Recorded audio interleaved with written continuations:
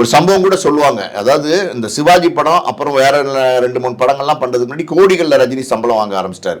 அந்த நேரத்துல வந்து ஏவிஎம் சரவணன் சார் வந்து ரஜினிகிட்ட கேட்டுக்காரு. என்ன ரஜினி, நீங்க வந்து இன்னைக்கு கிட்டத்தட்ட பாத்தீங்கன்னா பல கோடி சம்பளம் வாங்குறீங்க, ரொம்ப சந்தோஷம்.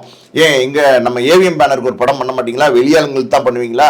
எப்ப ஏவிஎம் படம் பண்றீங்க அப்படின்னு கேட்டுக்காரு. அதை மனசுல வச்சுதான் சிவாஜி படத்துக்கு ஏவிஎம்ல பண்ணணும்னு ரஜினியே அங்க போய் வந்து அந்த அவரே வில்லிங்கா கால் ஷீட்டை கொடுத்துருக்காரு. எப்படின்னா ரஜினியை அதட்டி கேட்டாருன்னு இல்ல, ரஜினியை அன்பா கேட்டார். ரஜினி உடனே அந்த தேதியும் கொடுத்தாரு. அந்த அளவு ஒரு நட்பு. அதாவது உரிமையா மிரட்டுற அளவிற்கான ஒரு உரிமை அவங்களுக்குள்ள இருந்துச்சு.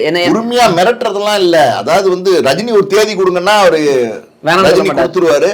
சார் ஏவிஎம் சரவணன் சார் ஒரு ஃபோன் பண்ணா ரஜினி ஒரு தேதி கொடுத்துருவாரு. அந்த அளவுக்கு வந்து நெருக்கமா இருந்தாங்க. ஏவிஎம் பேனர்னா எல்லாருமே வந்து எப்படி சொல்றது, பெரிய லெவல்ல போற்றக்கூடிய ஒரு பேனர். சிவாஜி கணேசன் எங்கிருந்து வந்தாரு?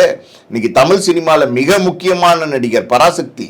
பராசக்தி படத்தை யாராவது மறக்க முடியுமா? கலைஞர் வசனத்துல சிவாஜி கணேசன் நடிச்ச அந்த படம்